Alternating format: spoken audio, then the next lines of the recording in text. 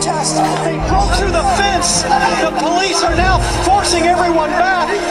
The burning protesters.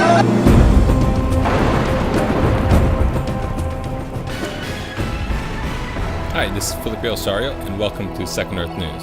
So it's been a few months since my last episode, and to be frank with my audience, I made this channel to be an alternative voice to the mainstream network like CNN, who were so dishonest and biased to the American people.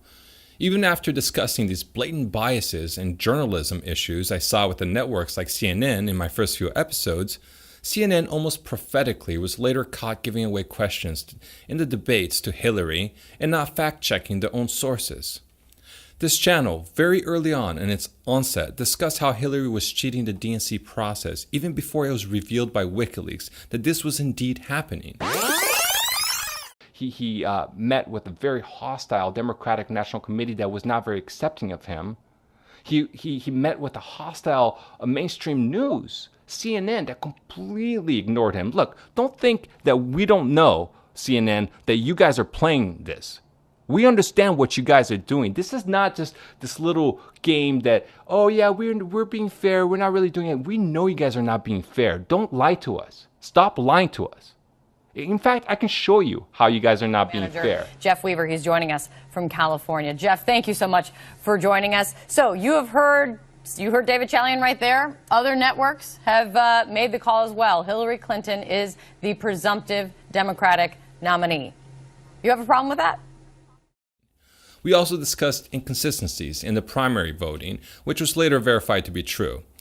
This channel is one of thousands, and is still very small and growing. Together, it's possible that in combination with all the other defined voices in the internet, that we, alternative news, made a small difference in defeating Hillary in this election.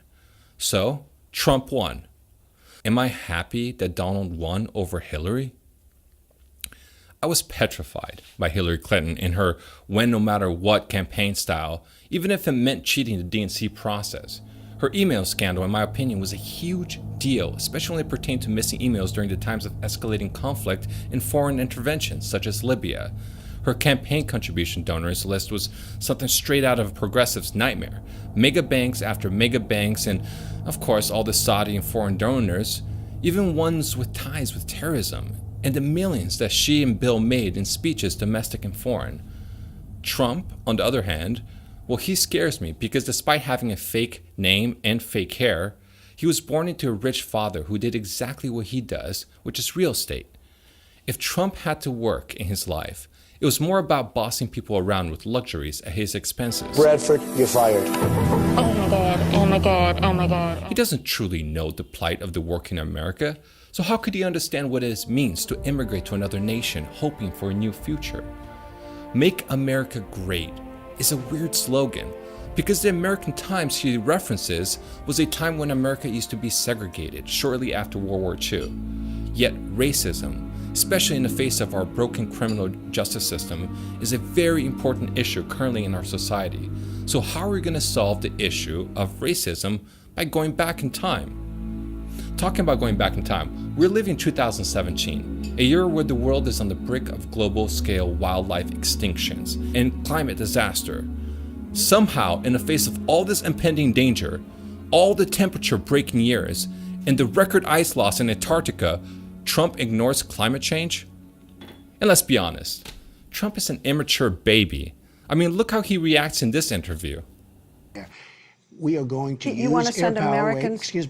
and we're going to have surrounding states and, very importantly, get NATO involved because we support NATO far more than we should, frankly, because you have a lot of countries that aren't doing what they're supposed to. We are going to get rid of ISIS, big league, and we're going to get rid of them fast. And we're going to use surrounding states, we're going to use NATO, probably. What he did? He's entitled to make a mistake every once in a while. But she's not. Okay, come on. But she's not. She's not. No, she's not. So to answer the question, if I'm happy Trump beat Hillary, I don't know. Trump is a sneaky businessman.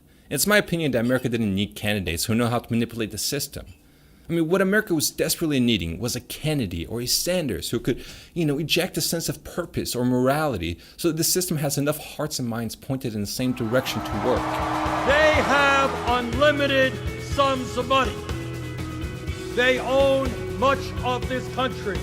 They control much of the media. They are very powerful. But we have something that they do not have. We have a united people.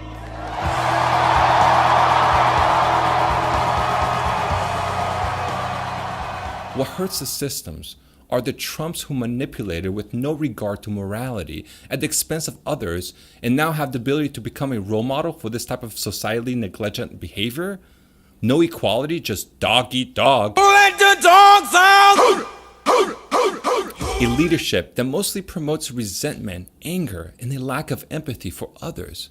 How is this good for America? This is a unique episode because I didn't want to talk about the latest news. I wanted to simply talk to my audience and just be honest as to why I could not vote for either candidate. I'm going to be doing a very interesting report in my next episode. It's going to be real alternative news. And I really hope that people tune in because it's going to be a little out of this world.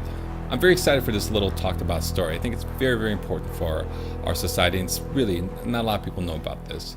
So for all the loyal fans who have tuned in episode after episode, I can't thank you enough.